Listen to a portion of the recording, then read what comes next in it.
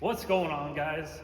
We just want to do another update video on the Camry. It's been a little bit since we've done one, so we're going to go over a few things. Basically, we've got everything together and ready to go that at this point in time we could pretty much stop working on it, and it's a running and driving car. But I obviously want to do more stuff to it, so let's go over what's been done in the last little bit and what's going on. But basically, we've got all the little accessories on the car are now finished and working. Like, we've got our wiper blades are working. We've got power mirrors working, power door locks, power windows are working. We've got courtesy light. The courtesy lights are working when you open the door. Bunch of other stuff like that. All the door stuff is working. There is still some other things, like all the original components in the door are there, so like stuff's old. The window regulator motors on the front door has been replaced, so the windows work great, but the door lock actuators are pretty worn out. They're original, so they kind of suck. But one kind of cool thing that is really useless at this point, but like I can push the button and make it beep and lights flash, like as if it was got keyless entry, which is kind of cool. But it actually doesn't lock the doors because I was unable to tie all the door locks and everything together. I'm not going to get into it, but just different wiring setups between the two cars. So whatever, just kind of a neat little feature. And then we got a weird neighbor here. Yeah, we got a weird neighbor for sure. I'll pop the hood. We were just out on a drive with this thing today. First day that I actually took it out for a drive since we started this project. So like pretty important milestone, I would say, at this point in time. I've redone a few pieces of the exhaust, and I've added heat shields to different places for heat management because the floor was getting pretty hot. I mean, the catalytic converter sits right beside the floor, literally like this far away from the floor, and most of the rest of the exhaust does too.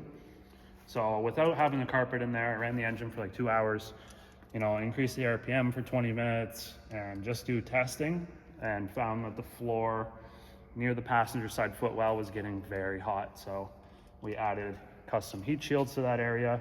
We've also got this foil tape that we've added in there to try to deflect a little bit of heat and just do some heat management stuff. We've already got all the components heat wrapped, which knocks the heat down a good amount. And now it's like manageable. The floor gets a little warm, but it doesn't get hot. So that's great. That's fixed. Also, a fuel pressure regulator. So the whole fuel system, I was just running a feed line, and the pump was running full tilt.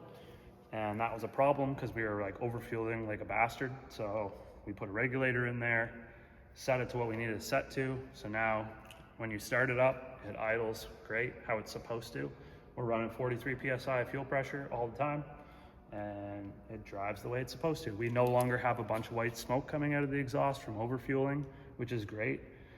This engine burns a little bit of oil, and so I wasn't too sure. I was like, oh man, is this thing burning a lot of oil or what? But no, it's just overfueling. So also did a bunch of other stuff, like I got all the lights working. I don't know if we showed that, but we got all the lights working. I also converted them all over to LEDs and finished all the wiring and lengthened the wiring, or shorted it, rerouted it, built brackets for it, got all that situated the way it was supposed to be. So all the lights work. We've also did the wheel well fender liners, put those in there. I'm working on some bracketry right now for the bumpers. There's a couple brackets that mount basically this part of the bumper to the body so that it doesn't move like this. And I got to make some of those up, but yeah, I'm just, we got the alignment done, and we'll show you, did we show them in the trunk already? We'll go in the trunk. So the fuel return line, so the way the regulator works, the fuel pressure goes to the regulator, and then the regulator just basically bleeds off fuel pressure. It's not like an inline regulator.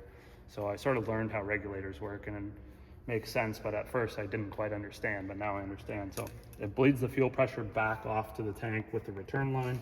And then we've also got a third line, which is our vent.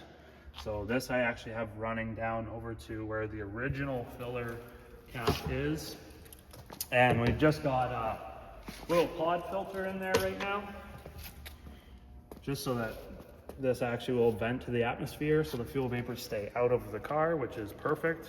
I was getting some fuel smells and stuff like that, vapors, when it didn't have it vented, and it was middle summer, super hot, not very good. But now it's all routed perfect, no more fuel smell, excellent. We also picked up a fire extinguisher.